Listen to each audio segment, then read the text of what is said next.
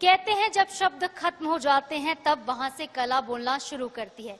Canvas पर उतरा हुआ हर एक रंग कोई ना कोई कहानी जरूर कहता है, क्योंकि कुछ तस्वीरें बहुत कुछ कहती हैं। आज हम मौजूद हैं राजधानी रायपुर के रामा वर्ल्ड में स्थित आर्ट एग्जीबिशन में। यह एग्जीबिशन 8 से लेकर 10 जनवरी तक चलने वाला है। कदम संस्था की तरफ से इसका आयोजन किया गया है और ये संस्था चलाती हैं सरिता अग्रवाल जी। सरिता जी का मकसद यही है कि कलाकारों को एक ऐसा मंच मिले जहां पर वो अपने आर्ट को प्रदर्शित कर सकें, और छत्तीसगढ़ के उन तमाम कलाकारों के लिए ये बहुत अच्छा मौका भी है। तो पहचान कहीं ना कहीं उनको मिलने वाली है, इसीलिए इस आयोजन का नाम भी पहचान रखा गया। उन कलाकारों की पहचान को ढूंढने की कोशिश की जा रही है जो कहीं आजकल की भागदौड़ भरी जिंदगी में खो से गए हैं।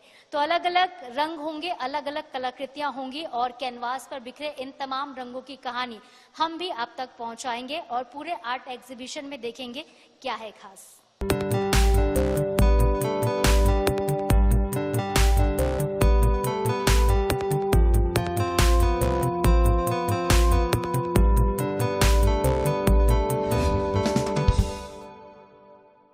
तो आज बात आर्ट की होगी। जब हम खुद को अभिव्यक्त नहीं कर पाते तब ये कला बोलने लगती है, ये तस्वीरें बोलने लगती हैं। जिस तरह से ये तस्वीरें अपनी खूबसूरती को बयां कर रही होती हैं, हर एक तस्वीर के पीछे छिपी होती है कोई कहानी, कोई ऐसा वाक्य जो कलाकार जुबान से नहीं कह पाता लेकिन तस्वीरों के माध्यम से जरूर बोल जाता है। तो कैनवास पर बिखरे ये जो रंग हैं, ये लोगों की सिर्फ कलाकृति नहीं है, ये है लोगों की भावनाएं। जो इस वक्त आप देख पा रहे हैं आर्ट गैलरी में, ये खूबसूरत जो भावनाएं हैं जो उकेरी गई हैं तस्वीरों के माध्यम से, हर एक तस्वीर, हर एक कला कोई ना कोई कहानी कहती हुई नजर आती है। तो आज इन्हीं कहानियों को टटोलने और इसके पीछे की भावनाओं को समझने हम भी आए हैं। तो चलिए आपको यहाँ पे आए हुए कुछ आर्टिस्ट से मिलवाते हैं। सर, आप कहाँ से आए हैं? मैं बेसिकली ग्रेटर नोएडा कलाधाम से आया हूँ, ग्रेटर नोएडा। सर, कदम से आप कितने साल से जुड़े हैं और जरा अपनी पेंटिंग को भी समझाइएगा, किस तरह से ये पूरा आर्ट वर्क है आपका? ओके, कदम का ऑलमोस्ट ये पहला कैंप है अभी कदम का। तो क्या है कि अभी थोड़ा टाइम हुआ उनसे जुड़े हुए, मुझे ये फर्स्ट कैंप है। तो बट जो ऑर्गेनाइजेशन है बहुत ज़्यादा अच्छा है और जिस तरह से हम एक्सपेक्ट किए थे उससे ज़्यादा बेटर है। और काम को लेके है कि ज़्यादातर जो मेरे वर्क हैं तो ज्योमेट्री और जो हमारे सराउंडिंग में नेचर है, ऑब्जेक्ट हैं, जैसे ट्रीज हो गए, स्टोन हो गए और जैसे पानी हो गया, तो उन सब के पीछे एक हिडन रियलिटी होती है। जैसे ह्यूमन है तो ह्यूमन के पीछे क्या, ह्यूमन कैसे क्रिएट होता है। हम एक 3D फॉर्म अपना देखते हैं, ठीक है ना, बट उसके मसल्स हैं अंदर, फिर उसका एक 2D एक ज्योमेट्री है। तो क्या बहुत सारे लेयर्स हैं ह्यूमन के ऊपर, तो वो सब कंप्लीट होने के बाद हम 3D फॉर्म में दिखते हैं। सेम कॉन्सेप्ट मेरे काम का रहता है कि जैसे एक स्टोन है, ठीक है, तो स्टोन में क्या है कि बहुत सारे लेयर्स होते हैं जो हमको फ्रंट से नहीं दिखते हैं, बहुत सारी ज्योमेट्री, बहुत सारे पैटर्न होते हैं जो हमको फ्रंट से नहीं दिखते हैं। बट अगर हम उसको लेंसेज के थ्रू देखते हैं तो उसमें दिखते हैं कि छोटे छोटे जो टुकड़े हैं, छोटे छोटे पैटर्न हैं, उनसे बन के एक स्टोन क्रिएट हुआ है, मतलब एक पूरा फिगर क्रिएट होता है। तो ऐसे ट्रीज हो गए, अगर हम ट्रीज के इंटरनल में देखेंगे तो हमको ऑल ओवर एक ट्री दिखाई देता है, बट अगर हम उसके लेयर्स को जब काटते हैं, छीलते हैं, तो हमें एक पैटर्न उसमें दिखता है और उसके अंदर अंदर बहुत सारे लेयर्स दिखते हैं। तो मेरा जो बेसिकली काम है वो हमारे सराउंडिंग में जितने भी ऑब्जेक्ट्स हैं उनकी एक हिडन रियलिटी है जो हमें फ्रंट से नहीं दिखती है। तो बेसिकली मेरा काम उन्हीं सारी जो हिडन रियलिटीज़ हैं उनको ऑब्जर्व करके उनको स्टडी करके उसको फ्रंट पे लाना, ये मेरे वर्क का मेन टॉपिक रहता है। यहाँ पे एक और खूबसूरत सा डिफरेंट आर्ट मुझे दिख रहा है। सर, आपका नाम, आप कहाँ से? मेरा नाम राम डोंगरे है और मैं भोपाल मध्य प्रदेश से हूँ। आप झीलों की नगरी से? हाँ जी। सर, अपने आर्ट वर्क को थोड़ा सा आप एक्सप्लेन करिएगा, कैसे आपने शुरुआत की और आप क्या बनाते हैं? शुरुआत तो मेरी बचपन से हो चुकी थी पेंटिंग की। जब से समझदारी आई तो मेरे पापा भी पेंटिंग करते थे और फिर उनको देखते देखते मैं भी पेंटिंग करने लगा। बस वहीं से मेरा ये पेंटिंग का सफ़र शुरू हो गया और फिर BFA MFA किया और फिर आज फ्रीलांसर आर्टिस्ट हम लोग काम कर रहे हैं। कुछ यूनिक है ये, थोड़ा आर्ट वर्क को भी एक्सप्लेन करिएगा कि आप बना क्या रहे हैं?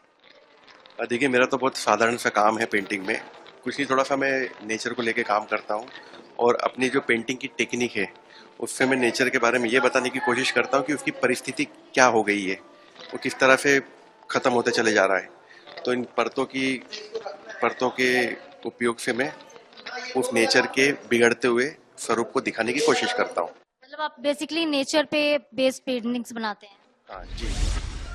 और चलिए कुछ और भी आर्टिस्ट हैं जिनके साथ जुड़ते हैं, उनके बारे में जानते हैं। सर आप कहाँ से आए हैं? मैं हुकुमलाल वर्मा हूँ, मैं खैरागढ़ से आया हूँ।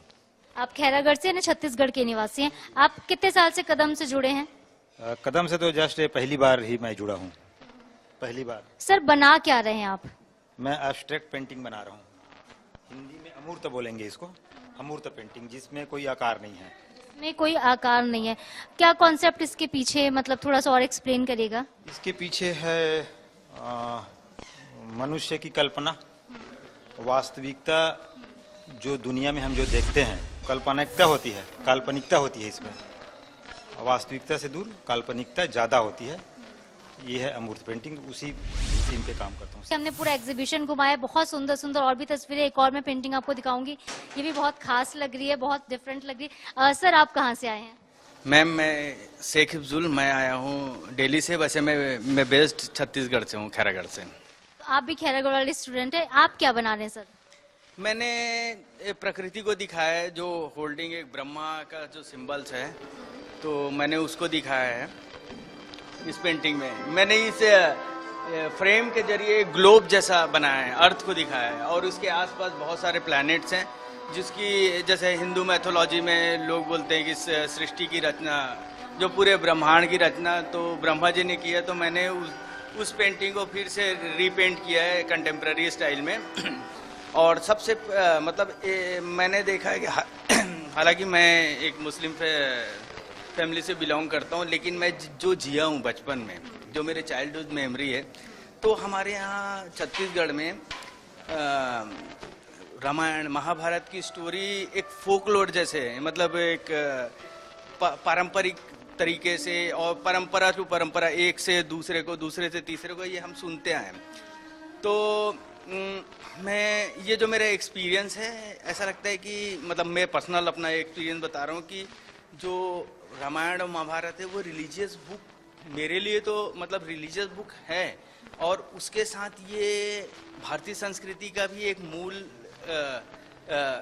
लाइफस्टाइल है, जीने का तरीका है। जब भी हम लोगों से बात करते हैं तो कुछ कुछ मैथोलॉजी या महाभारत या रामायण से एग्जाम्पल देते हैं, तो कहीं ना कहीं वो हमारी संस्कृति में, हमारे खून में, हमारे लाइफस्टाइल में, हमारे बोलचाल की भाषा में वो है।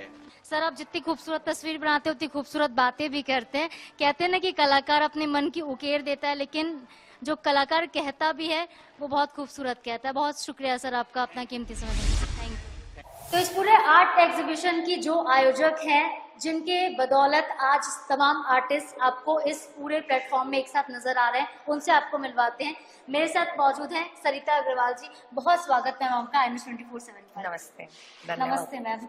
आप बहुत खूबसूरत आयोजन कर रहे हैं। ऐसा आर्ट एग्जीबिशन बहुत कम हमने छत्तीसगढ़ रायपुर में देखा है। सबसे पहले आपसे समझना चाहेंगे कि पहचान का मतलब आपके लिए क्या है?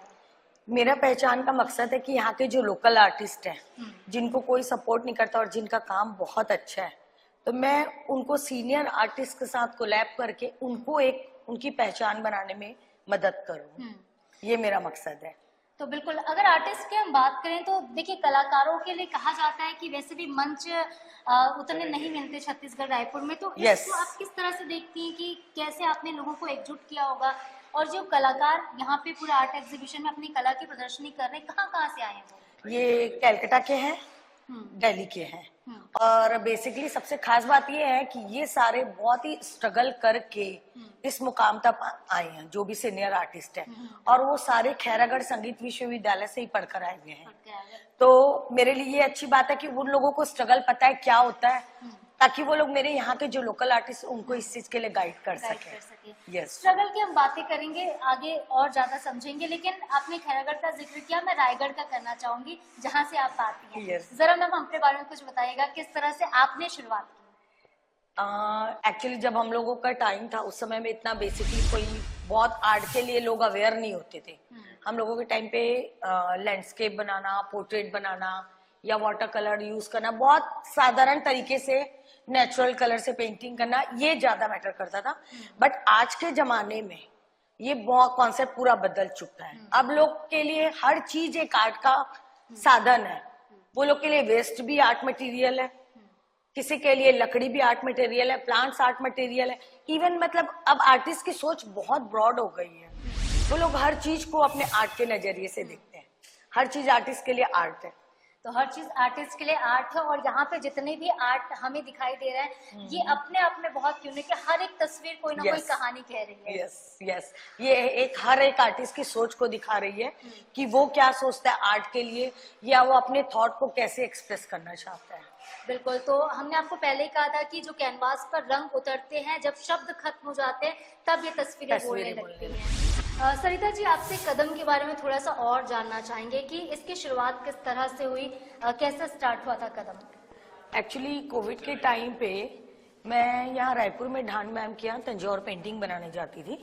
तो मैम के helping hands, because she is unable ना टू डू समथिंग, तो उनके हेल्पिंग हैंड्स उन्होंने बहुत आर्टिस्ट रखे हुए हैं कि जो मैम को टीचिंग में हेल्प करते हैं।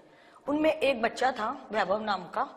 मैं जब उसको देखी और मैंने उसका काम देखा ना, तो बोला कि मैम मैं बस यहाँ सिखाता हूँ और मैं खैरागढ़ से पढ़ा हुआ हूँ।